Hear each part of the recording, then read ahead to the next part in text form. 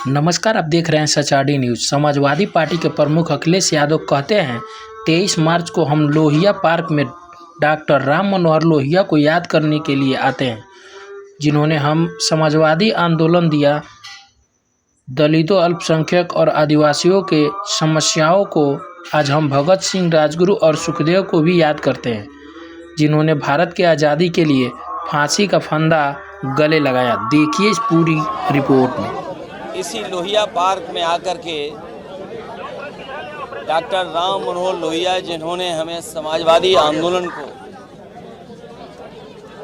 और गरीब, पिछड़े, दलित, अल्पसंख्यक, मुसलमान, आदिवासी उनको हक सम्मान दिलाने के लिए जहां समाजवादी आंदोलन हम लोगों को दिया है, आज हम सब लोग डॉक्टर राम मनोहर लोहिया जी को याद करने आते हैं। जहां उन्हें हम याद कर रहे हैं, वहीं भगत सिंह, राजगुरु और सुखदेव, जिन्होंने देश की आज़ादी को दिलाने के लिए फांसी का फंदा चूम लिया था, उन्हें भी हम लोग याद करते हैं। जहां सरदार भगत सिंह समाजवादी थे, वहीं आज़ादी के बाद देश खुशहाली और तरक्की के रास्ते पर जाए, उसके लिए डॉक्टर राम मनोहर लोहिया ने बाबा साहब भीमराव अम्बेडकर जी का दिया हुआ संविधान के तहत हमें समाजवादी सोच, समाजवादी विचार, समाजवादी सिद्धांत दिए। और आज भी हम इस बात को दोहराते हैं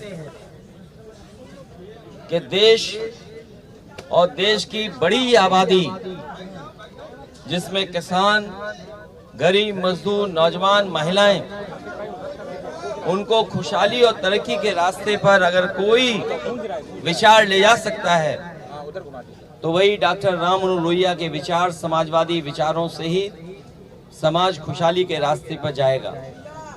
जहां हम लोग देखते हैं पिछले कई वर्षों की सरकारों की वजह से अमीर और गरीब के बीच में खाई पैदा हो रही है। उस खाई को पाटने के लिए समाजवादी विचारधारा के अलावा कोई दूसरा रास्ता नहीं है। जहां भेदभाव हर स्तर पर है, जहां डॉक्टर राम मनोहर लोहिया ने सप्त क्रांति का आह्वान किया कि किसी भेदभाव को समाजवादी लोग स्वीकार नहीं कर सकते हैं। आज हम फिर वही संकल्प दोहराते हैं जो नेताजी के संघर्षों से समाजवादी पार्टी और समाजवादी आंदोलन हमें मिला है, कि जहां हम नेताजी और डॉक्टर राम मनोहर लोहिया जी को याद कर रहे हैं, वहीं वही संकल्प दोहराते हैं कि समाजवादी आंदोलन को आगे बढ़ाएंगे और गरीब, किसान, मजदूर और आदि आबादी को हम लोग हक और सम्मान दिलाने के लिए जीवन भर संघर्ष करते रहेंगे। उत्तर प्रदेश, यहाँ की जनता ने एकजुट होकर के जो संदेश दिया था, हालांकि पीडीए की आवाज सेकुलर सिद्धांतों को लेकर के, समाजवादी सिद्धांतों को लेकर के और लोकतंत्र के मूल्यों को बचाने के लिए जो आह्वान किया था, वही आह्वान देश में होगा, वही आह्वान वेस्ट बंगाल में होगा।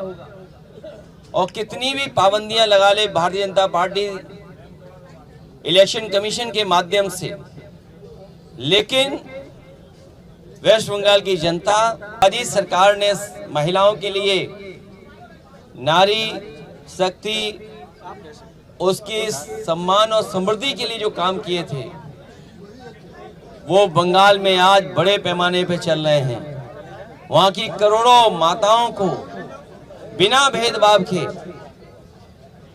वहां की सरकार हर महीने मदद पहुंचा रही है।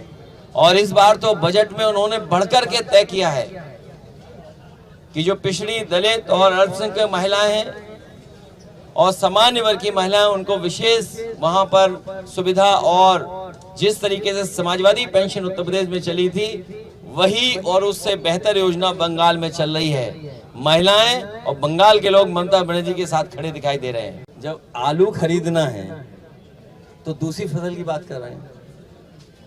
आप पता करिए, आगरा, फरुखाबाद, फिरोजाबाद कन्नौज, कानपुर देहात और उत्तर प्रदेश के दूसरे हिस्सों में जिन किसानों ने आलू पैदा किया था उन्हें बहुत बड़े पैमाने पर नुकसान हो रहा है। कई किसानों ने अपने खेत से आलू तक नहीं निकाला, ट्रैक्टर चला दिया, अब वो अगली फसल की तैयारी कर रहे हैं।